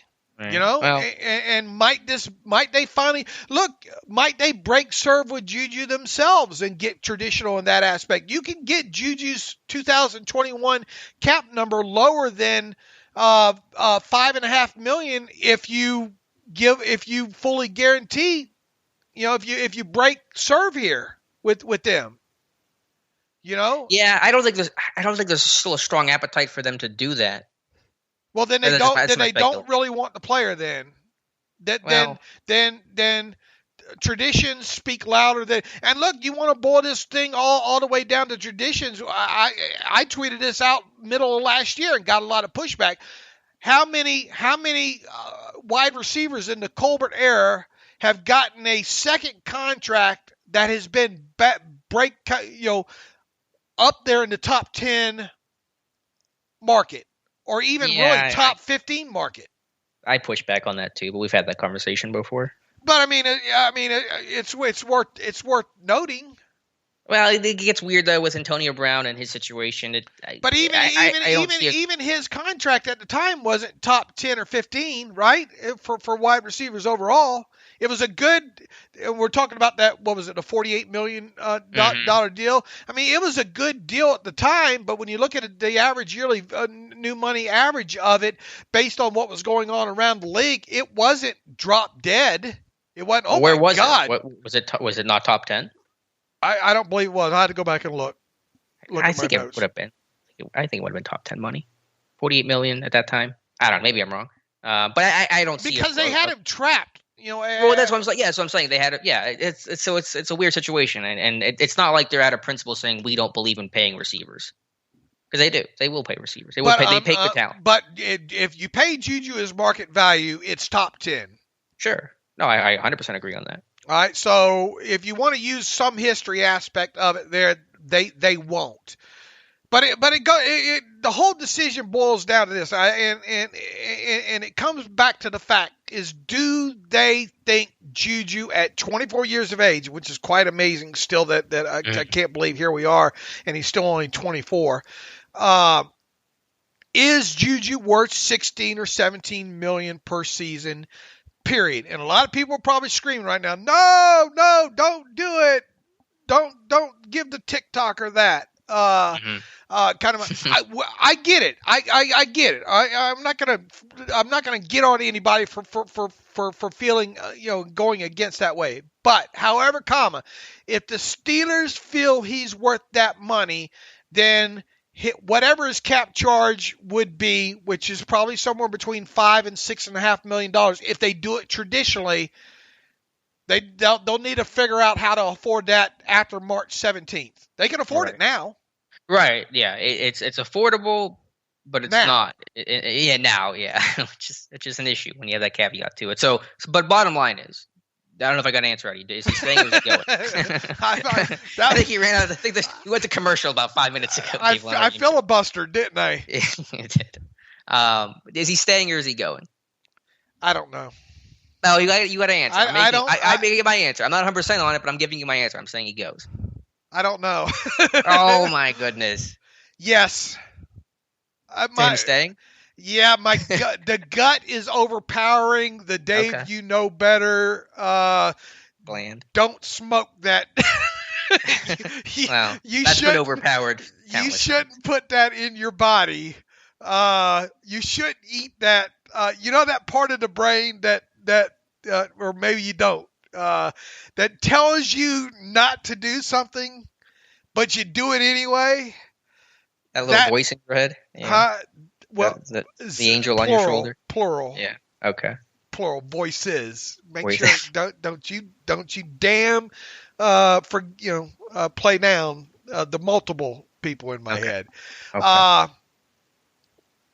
The voices in my head tell me the answer here is yes, he's gone.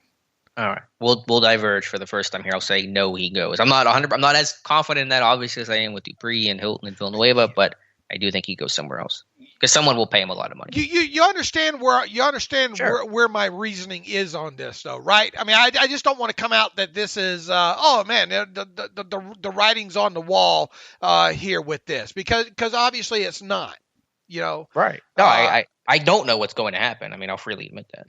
I mean, do you admit it's plausible at least that Juju stays? For sure. I mean, it wouldn't. Again, my gut still says that he will. I'm just trying to think about it, and do I really think in my head will he come back? And the answer to that is no. So I will go against my better judgment and go against the common sense of it and say, man, there's just something tells me that they worked something out here there, even though I know better to go that direction there. And look, if they cut Vince, if they were to cut Vince right now, where would you put the chances? Or does that even matter here? I mean, I guess it would matter because if you don't, then how are you going to make it work financially post March 17th?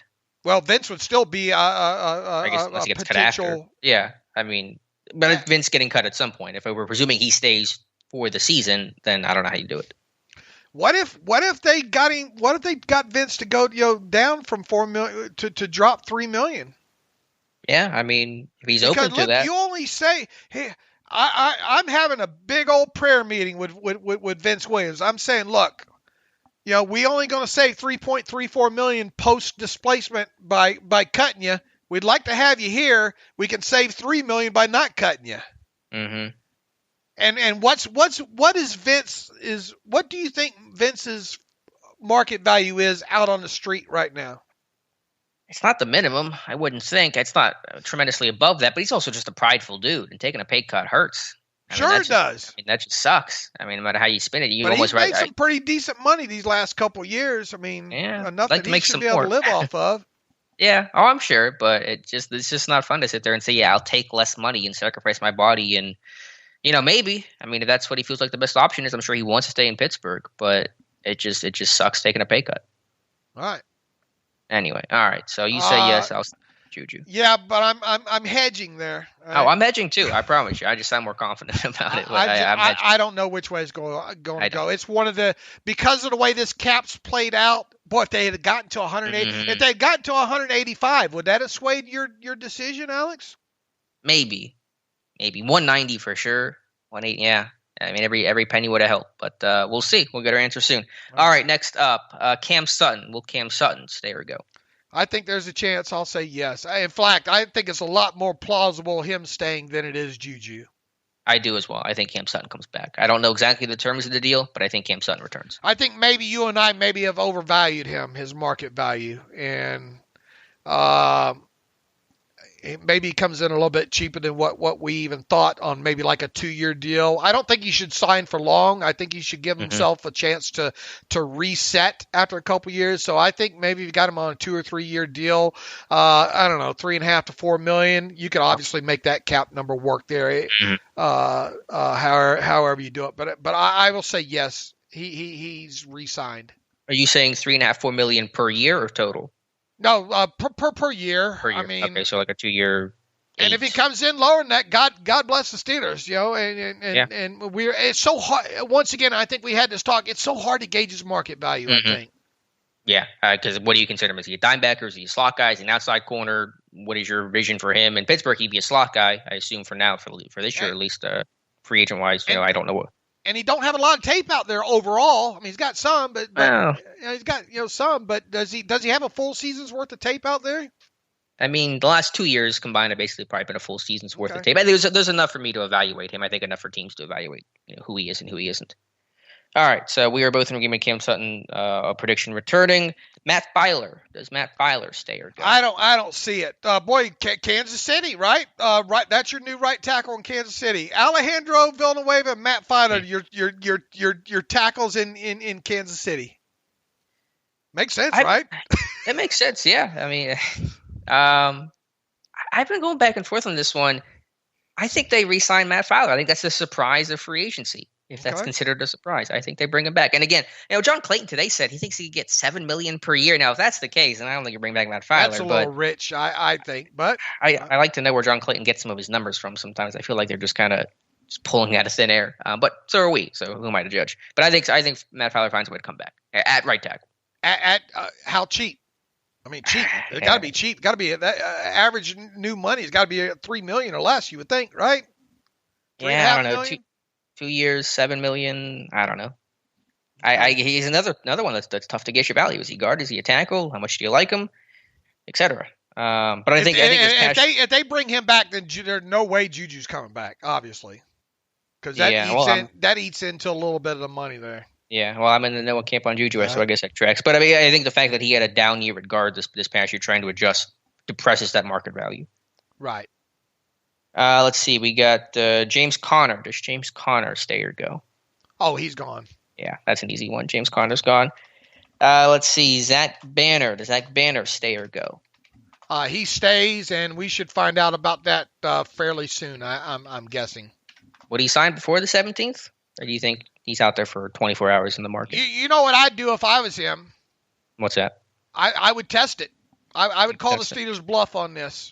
But they might tell him, look, if you don't take this deal, we're gonna have we've got Plan B and we're gonna stick to it. I would call the Steelers bluff and be like, what is your Plan B, my friend? Well, you give some of that money to Matt Filer and bring Matt Filer back. That would go into your Matt Filer's. That would go into the Matt Filer fund. The nonprofit, the Matt Filer fund, and then you understand where I'm coming from? Yeah, right? Yeah. Then a core 4 kicks to left tackle, right? And you draft. Right. than draft somebody. All right, who do we have left here? Tyson Alualu. Does Tyson Alualu stay or go? Oh, yeah, I've already carved out that, and I'm going to look like a genius when that happens. All right, strong answer. The minimum salary benefit, it makes too much sense for him not to come back on something that pays him a little bit over $2 million that the Steelers can get the cap benefit from with that veteran benefit there. It just makes way too much sense. That guy can't want to re-up somewhere else and have to move his family for one last year in the NFL. The Right. Steelers need him. He needs the Steelers. It makes too much sense to get that done. And if they do it, the veteran benefit route, it won't eat up a lot of cap space that way.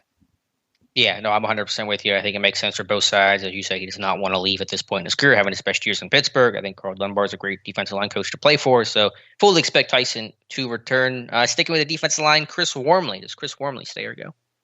We had a good talk about this last night, didn't we? Mm-hmm. Or the night before. Yeah, if you lose him, man, you're throwing fifth-round picks out the door like crazy these last 2 years with Fournette and Wormley. Kevin Colbert needs to go to timeout if they don't get Chris Wormley back on a minimum contract. Period. Now, is it a huge loss overall? No, but it's the principle that I would want to send Kevin Colbert to timeout there. Chris Wormley owes the Steelers some snaps. In my opinion, you gave up a fifth-round pick and you paid him over $2 million last year. Kevin Colbert owes it to us to get Chris Wormley back on a minimum contract for 1 year. Period. In a story, I think it happens. I think it does too, but it takes two to tango. And Wormley got dealt here. He didn't come here on his own choosing, and maybe he says, listen, I'm going to be stuck behind Hayward and Tuitt and Alualu, and they got a couple of young defensive linemen trying to emerge. I'm going to go try to get better playing time somewhere else. So you say no? No, I'm still saying yes. Okay. But I'm just saying, yeah, I think Colbert would like to bring him back, but Wormley could say, well, I didn't want to come here and I barely played, and I think I can become a rotational guy with a bigger impact somewhere else. Do you want to see him back? Yeah, I think he played all right. Minimum. Yeah, I had that knee injury. He played through a little bit last year. But yeah, I think he played fine. It would give you really good depth. And basically, if you sign Alualu and Wormley, then you wouldn't have to deal with addressing defensive line in the draft, which kind of knocks that position out and secures yourself for the season. Right. And as we talked about, at least from what I've seen so far, that typical 6'5", 305, 5'4", 3 tech just doesn't seem to be jumping out anywhere at me. Right. I need to look at the Wisconsin kid since they were at his pro day. Isaiah Loudermilk, which is such a Wisconsin name, but he's got kind of that prototypical 4-eye build that I want to check out. And Tom Mead has a report on Marvin Wilson going up next day or two, but he's probably going to go too early before Pittsburgh would even consider a defensive lineman. All right. So we are both yes on Wormley being back. Yes. For people playing at the home version. Mm-hmm. Avery Williamson. Does Avery Williamson stay or go, Dave? Oh boy! Because you're cutting Vince here. I know, and I've struggled with this one in the last 24 hours as well too. Would he play for the minimum though? And I'm guessing the answer is no. And because of that, I'm going to have to go no. I will.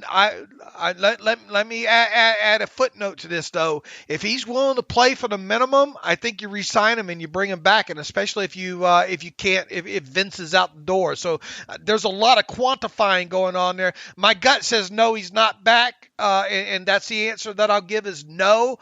But I will not be surprised if through this kind of process that he is back on a minimum deal or thereabouts. But long story short, I think he's gone. Yeah, I'm going to go no as well. He's always been a starter in his career. He's always been a tackling machine, and he probably wants the mentality of, I want to go and try to start somewhere, even if that's not possible. But I think he goes. Wouldn't shock me if he returns. If they cut Vince, it opens the door, but I'm going to go no. Okay. Sean Davis. Will Sean Davis stay or go? It's one of those doesn't matter. Yeah, I think they get him back on the minimum. Really, who else is going to want?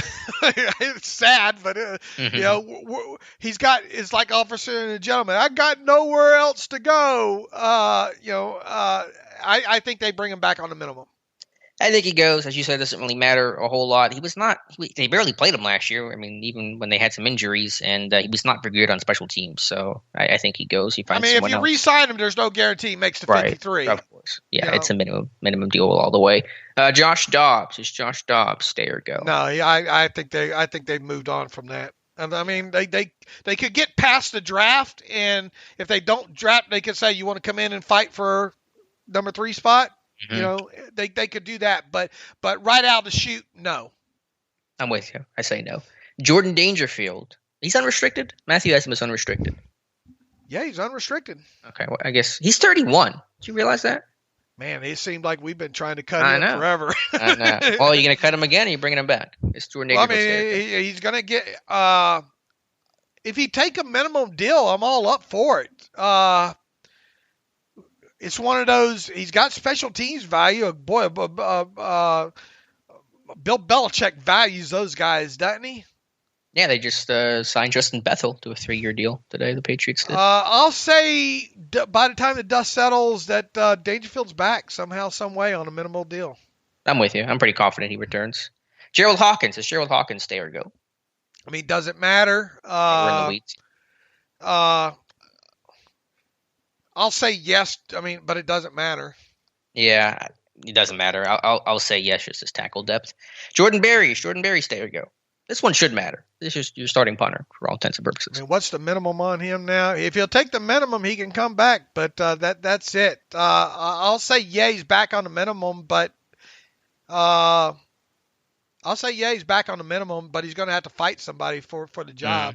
He did have a career year last year. He came in, did a great job coming back in after they cut him. So I say yes on Berry. Jay Elliott, does Jay Elliott stay or go? It doesn't matter. I say he's gone. I say, if they need him later on for practice squad or whatnot, but not initially, no. Yeah, I'm no as well. Danny Isidora, remember him? Is Danny Isidora stay or go? The only it's one of those. It doesn't matter. The only way they do is if he takes the minimum there. But right now, why? Later maybe, but they're not going to rush out and get him signed to a 1-year minimal deal. I don't think. Right. Yeah, I'm no as well. Although guard depth right now, what do they have?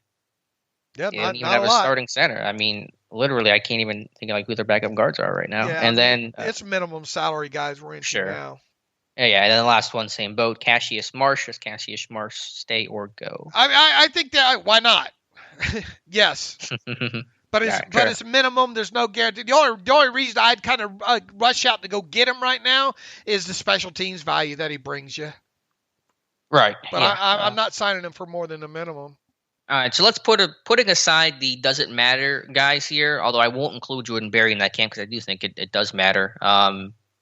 Dave, you have coming back to Pittsburgh in your yeses, and these are just your predictions and projections. You have Juju, Sutton. Let me write this down here. Juju, Sutton.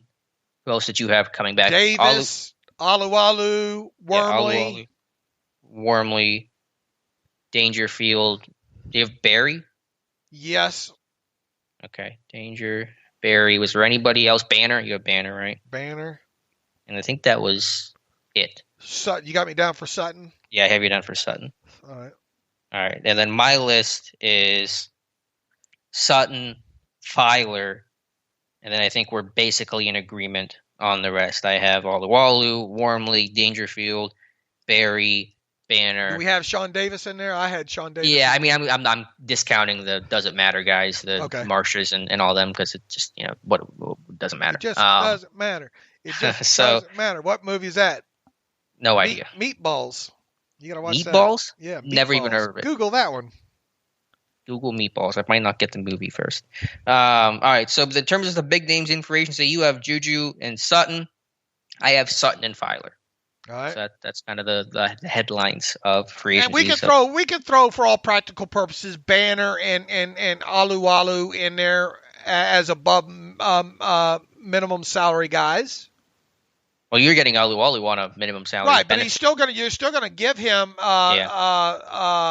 more. You can pay him. You remember how that goes. You can give him like more than the minimum salary, but you get that whatever the discount is, the $1.5 million. So technically, you're paying him in cash more than $1 million. So that's why I think you've got to factor him in as being a more than a minimum guy, even though you're going to get a reduced cap hit on him. I think he qualifies as a significant re-signing, quite honestly. Yeah. No, I do. I agree with you. Okay, so yeah, we'll put in Juju, Sutton, Aluwalu, Banner. For me, it's going to be Sutton, Filu, Aluwalu, and Zach Banner. Okay. And then in terms of them on the open market, I'm thinking if their biggest swing is going to come at center. I think if they're going to attack something fairly heavily to some extent above minimum, it's going to be center. Yeah, to me right now, it screams getting the band back together with B.J. Finney and Jesse James. That's my final answer, Alex. Could they go any higher than B.J. Finney? Because obviously, I mean, there are going to be better. There is better talent out there than B.J. Finney. If they don't re-sign Juju, yeah, they could go a little bit higher than minimum. Yeah. You know? Okay. Fair enough. So fair enough. Quantify that. I can't, but fair point. For my wish list, just here quickly defensively, I had my free agent wish list, which is a very unimpressive list, but that's kind of my thing. I have some edge guys. I know you're not going to like Tack McKinley, but they did bring him in for a visit back in 2017. Cheap, minimum, no risk kind of deal. But some other names you might like: Vince Beagle of the Dolphins, who I think tore his Achilles in August, and that should keep his market down for this year. And Derek Rivers from Youngstown State. That's a good one. That's a real good one. Yeah, brought him in for a visit back then. He's had some injuries, but maybe he comes in for edge depth. And the guy I really like, and if they lose Hilton and Sutton, maybe if they only lose one of those guys, but I would like Monte Casey of the Falcons. Now he also tore his Achilles in October last year, but he should be good to go for camp, and I think he'd be a great potential slot dime kind of guy. I've loved Casey's tape coming out of San Diego State. How old is he, and what's his market? I haven't looked. He's 27, 28, I believe, and I don't know what his market would be considering he's coming off that a torn Achilles. He actually led the NFL in interceptions back in 2018 with 7, and then it's kind of become quieter since then. But he's undersized, but physical, big hitter, can play slot, can play safety, and I think kind of has that, Sutton Hilton-ish type feel to him. They had interest in him, right? I don't believe they did, at least nothing reported. But they had interest in Rivers and Beagle and McKinley. All those guys were, visited or pro day dinners, etc. With Casey, too, you probably wouldn't have to rush right out anyway. You let that thing get past the draft and watch his recovery and all, and then he's probably more of a later guy, right? Maybe he wouldn't be first wave. He might be a second wave guy. I mean, he did tear it in October, so his rehab should be fairly far along there right now. But I don't think he's the guy that would get signed on March 17th. Rivers is already unrestricted. Yeah, well, he got waived by the Patriots. The Chargers claimed him, and now he's a free agent. I don't believe the Chargers have re-signed him. So is he a street free agent, or is he going to be unrestricted? In other words, is he free right now or no? Let me double check here because I was trying to look. I think he'll be a free agent on the 17th when his contract expires. Okay. He's not a street free agent right now. He's not been cut. Well, that's a good name right there. I hope you hit that one. What do you have to lose on that one? Not much. I mean, again, his career's been marred by some injuries, but I mean, there's no edge depth right now. I mean, there's absolutely zero edge depth right now. Boy, I'm really rooting for you to hit that one, and really Beagle too, right? Yeah, Beagle had a good year in 2019. He's an off-ball and edge kind of guy. I think it's a good hybrid for a team potentially cutting Vince and needing edge depth, and just had that Achilles tear last year, and that shut things down. But I think I like Beagle more than I would like Rivers, to be honest with you. I like both of them. I think, and I didn't even think of those two. I'm rooting for you. I think there's a good chance you hit one of those, man. Right. We'll see. All right, Dave. Anything else you want to talk about, or do you want to get some emails and close out today's show? And I said that entirely too fast, so. I apologize. All right. Did I string it out long enough on you today? Did I do well or no? I think you did a great job. A+. But we're still under the 2-hour mark for the next 23 minutes. So. All right. Let's go to the email machine. SteelerHawk47 writes in, Jason Peters. Listen to an interview with Jason Peters earlier in the week. He said he is looking to play another season or two. He still has fuel left in the tank. He's really looking to be a mentor for some promising younger offensive linemen, teach them some finer points, blah, blah, blah, whether from a lack of knowledge or time. He played last year on a 1-year, $4 million deal. Is there a dollar level where you think it makes sense to go after him? And all likelihood of Villanueva leaving? I know the cap situation is tight. Man, look, it would have to be minimum. And I know Jason Peters has an impressive resume here and all, but because you're probably going to draft a tackle at some point this year to be that guy, if they could get it for the minimum, I'd be all for it. I just don't think it's going to happen that way. Yeah, and listen, his back, he's had so many back problems recently that I don't even feel like I'd be confident he would get through a full season, so then I'd have to have a good plan B, even for the minimum. Honestly, I know Peter's a great great potentially a Hall of Famer maybe, but with that back issue, he's 37, 38, he just can't stay healthy. I don't think I would even sign him even for the minimum. All right, it'd be tough. It really would. I would be shocked if it happened. Gerald Pack writes in, salary cap in 2022 and trading down. Hi, it's Gerald. First time email or long time, easy for me to say, email or long time listener from South Point, Ohio. Congrats to you, Gerald, first time emailer. What do you guys think the salary cap number will be in 2022?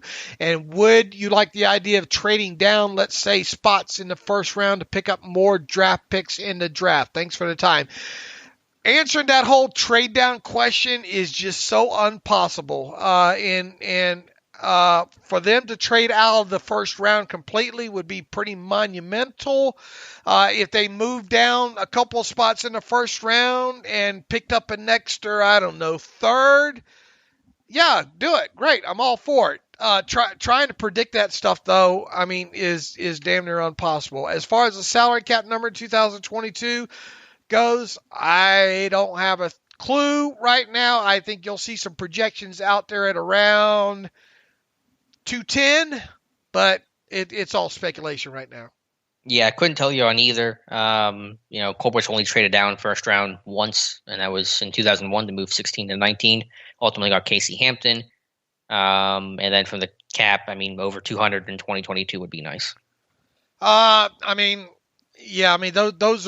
are really out there kind of questions there. So hopefully we answered them the best we could. Jason King writes in 3-4 nomenclature. He's using a Keith Butler word, nomenclature. I'm curious, and he's from Cary, North Carolina. I'm curious why the Steelers are typically classified as a 3-4 defense, even in a base 3-4. The outside linebackers are up on the line of scrimmage, outside the offensive tackles. Shouldn't that be referred to as a 5-man front with 2 linebackers, a 5-2? Do you know the origins of why defensive fronts are classified as either 4-3 or 3-4? It doesn't make a lot of sense to me as to why some edge rushers are designated outside linebacker and some are designated defensive end, and why interior linemen like Cameron Hayward and Stephon Tuitt are referred to as defensive ends, why they line up inside the offensive tackles. I know this is a big beef for 3-4 outside linebackers when they're franchise tagged. Thanks. I love the show. I never missed an episode and the site. Thank you. Jason, that's a great question. And even it boils down to the way, and I see where you're coming from. It's because the way the NFL is involved, really. Is there really a difference between 3-4 and 4-3 in the NFL? Yeah, the lines have certainly blurred all the more. That's a good question on the origins of it. They probably played more off ball in the way back machine of the 3-4 defense. I don't have a great history lesson for you on that. The ends have played in more. It used to be that the 5 techs you'd be playing outside shade on the tackle. Now everyone's playing 4-eye inside shade, and so that's, I think, crept these outside linebackers up a little bit. So that's a good question. Two gapping versus one gapping. Generally in 3-4s, I think most traditional 3-4s, 10 years ago were more two gapping, and that also went for kind of the outside linebackers as well too, to some degree, right? And your inside linebackers were able to be clean that way and run and chase. That's why really doesn't matter Mac or Buck now, Right. Everything's blurred. Yeah, we can call it 5-2, and you're probably more right to say 5-2 than 3-4, but everyone just knows what you mean when you say 3-4, so those are just things that have kind of stuck. And I think the way people look at it is what is their base run defense? What's that? what would their base? I think people will still categorize it because of what would their base 3-4 defense or base defense period look like. In a 4-3, it's going to be a four-man front. In Steelers' case, it's going to be a 3-man down front. Yeah, I think the way it gets called 3-4 is because there's 3 true defensive linemen like the Kim Haywards of the world and 4 linebackers. And so, yeah, the alignment really you should call 5-2, but because it's 3 defensive linemen, 4 linebackers, that's where it comes from. And look, when you look at people that fit those what the Steelers look for, I mean, they like the more athletic, kind of squattier, bulkier guys. That's why sometimes when you go through it, you see these 6'4", give me a weight here. 6'4", 185, right? Oh, hold on. We're getting BJ Finney is coming back to the Steelers, according to Jerry Dulac. All right. All right, Dave. So BJ Finney circling back to Pittsburgh, according to Jerry Dulac. Not official yet. He has to pass a physical, of course, but assuming that all goes well, he should be back in Pittsburgh. And, I mean, nothing really more to add here that we haven't already talked about. You know, a guy that they know, a guy they probably didn't want to lose, and a guy that loved Pittsburgh, is a Steelers fan, and obviously there was a giant need there with Marquise Pouncey's retirement. So this is the least surprising thing that will happen this offseason. Classic Kevin Colbert, you know. And look, I predicted way back in November that he would not – the Bengals weren't going to pay him that kind of money there, and it made so much. Look, even if Marquise Pouncey did not retire, it was going to make sense to potentially get B.J. Finney back. But now that Marquise Pouncey is retiring here, and this is just classic. This gives you another center with J.C. Hassenauer there, a guy with experience, a guy that we talked about. We talked about how, and this does not prevent the Steelers from addressing the center position in the draft whatsoever. It would be surprising if they don't still at this point. But what this does do is the Nick Martins, and you probably can rule those guys out unless you get them kind of uber cheap there. The beauty about it, too, is B.J. Finney can play some guard for you. So there is that aspect of it as well, too. But, I mean, this is classic Kevin Colbert, and don't be surprised if Jesse James is not too far behind. Yeah, absolutely. All right, Dave. So that is our reaction to the Finney news. Any more reader emails you want to get through, or do we kind of go through the lot there? Dan Devlin writes in, heard you talking about Rondale Moore. Purdue had protection and quarterback issues the last 2 years. David Bell was Purdue's downfield option. Your manufactured touches was dead on. Rondale does not have heel speed, but I'm very confident he will be successful. Would love to see him in a Steelers uniform, although last 2 years limited play may drop him to the second. Is he, I'm guessing, Dan Devlin, are you a Purdue fan? It sounds like it. Look, I don't have overall, anything. I just, I don't view him as a slam dunk first round guy. I haven't had a chance to go back and look at the 2018 tape on him like Alex has. So, I'm kind of where I'm at still, where Alex and I talked about him the other day there. So, and until I get back to that 2018 film, that's where I'm at. I just don't think he's and evidently Dan thinks he's more of a second round guy as well too. Yeah, I think push comes to shove, he's more likely to go in the second round than the first round, maybe late first round for Moore, but he's probably a day 2 guy. Bryce writes in 3 choices. Here's my question. So at pick 24 in this year's draft, you can only choose one: a top left tackle prospect, the top center prospect, or Mac Jones. Which one are you taking and why? And why? Yeah, that's a good question. Well, I mean, I've called my shot on Mac Jones. I think he's a franchise guy, and that's the most important piece of your offense. So I'm going to go Mac Jones. I'm going to go top left tackle prospect. I get the whole top center prospect thing there, but those guys to me can kind of. I'd rather wait just a little bit on that stuff. I'm not as sold on Mac Jones as you are yet in what I've seen in the tape. So I would go top left tackle prospect. No, that's a great choice too. By process of elimination, basically.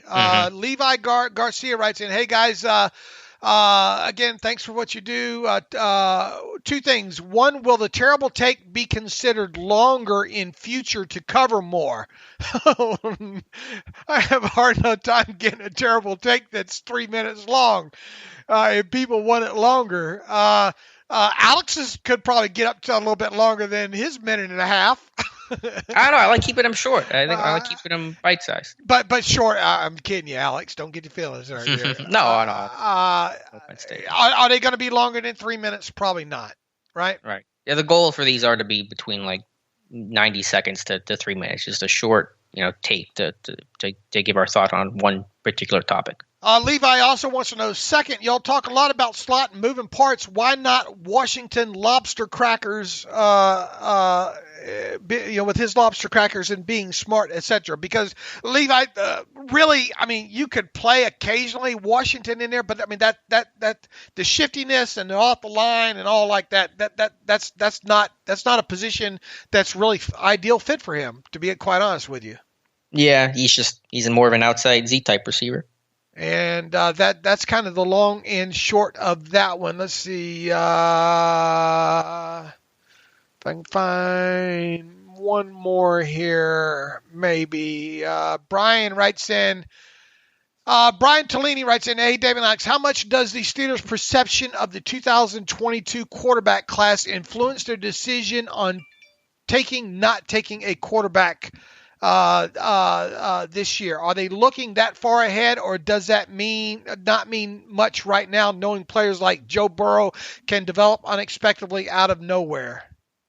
Yeah, I think it has a little impact. I mean, they're aware of they can gauge how good or bad the class next year is projected to be, but it is just that, a projection. It can change dramatically one way or another with Joe Burrow and Zach Wilson and a ton of names you could give. I think their focus is just on who is in this class, what is the talent of this class, and that's what we're going to evaluate things. So we're not going to try to start matching up, well, let's wait next year or let's go with this year because the class next year is poor. That's just stuff that gets yourself into trouble if you start trying to think in those big brain terms. Right. If there's a quarterback there, I think you and I have talked about it there, enough. If there's a quarterback there that they really like, and can, why wouldn't you take him? The question is will one that they really like and think can be the franchise guy be there when they pick, or would they trade up for him? I'm starting to kind of doubt, that they'll go that way, but I don't think you can rule out quarterback entirely still. Yeah, I think that light's starting to dim, though. I mean, it's not going to be Trey Lance. It's not going to be these top guys. That leaves your Mac Jones. I think they're going to draft – well, I don't think, but if they draft Kyle Trask, I mean, I don't hate Trask the way some people do, but I don't think he's a franchise guy. So, all right, is that a good jumping off point there?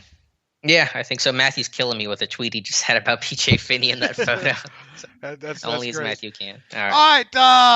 You and I will. Do we want to get back after it? What, Monday or Tuesday? What's your thoughts? Well, I mean, we'll plan for Tuesday, and we'll see what happens on because Monday morning there probably isn't going to be a ton of news because that's just the start of the tampering period. So we can probably do Tuesday and maybe do an emergency episode. I don't know, Thursday or something. But let's just plan for Tuesday right now. All right, we'll plan for Tuesday right now. Tell them about the terrible take and what we do and how we're looking for people to help with that. Yeah, terrible take. We do, Dave and I, every weekday at 5 p.m. Eastern time, but hopefully on weekends we're trying to get some fan-submitted terrible takes as well. We had a great one from Rogan this past weekend. I think we have another one coming for this Saturday. So if you guys want to submit a terrible take, how do they best do that, Dave? Just look at the Twitter feed, and I'll put something out there on Twitter with the link on how to record that and the best way to kind of send that to us. Long story short, we have one already, I think, in the can that we're going to use for Saturday. If you want to try to sneak one more in, and maybe we'll use it for Sunday, we'll be open for that. But look at my Twitter feed, and you know what? I probably need to put a link in these posts, don't I, of how people can submit theirs. So look for a link in the Friday terrible take from Alex Kozora on how to submit your own terrible take, and we'll go that way there. So with the feedback on that's been incredible so far, and we invite people have their own 2 to 3 minute terrible takes, and we'll run those, like we said, on Saturday and Sundays, at least through the off season here. But Other than that, in the meantime, you can follow me on Twitter at Steelers Depot. You can follow Alex on Twitter at Alex_Kozora. Follow the show at Terrible Podcast. Email the show, theterriblepodcast@gmail.com. If you like what we do and you want to donate to the cause, please go to SteelersDepot.com, hit the donate button up right navigational bar. Also, if you'd like an ad-free version, hit that for $25 for 1 calendar year. You can have an ad-free version of SteelersDepot.com. That's been popular. We're going to be back on the live stream, right? The YouTube live stream Monday night, correct? Mm-hmm. Yes, sir, we are. And that's at 7 Eastern time. That gets underway, so make sure you pay attention to Alex's Twitter feed and all like that for the link to that. Come close to that time for that to pop up. But until Tuesday, as always, thanks for listening to the Terrible Podcast with Dave and Alex.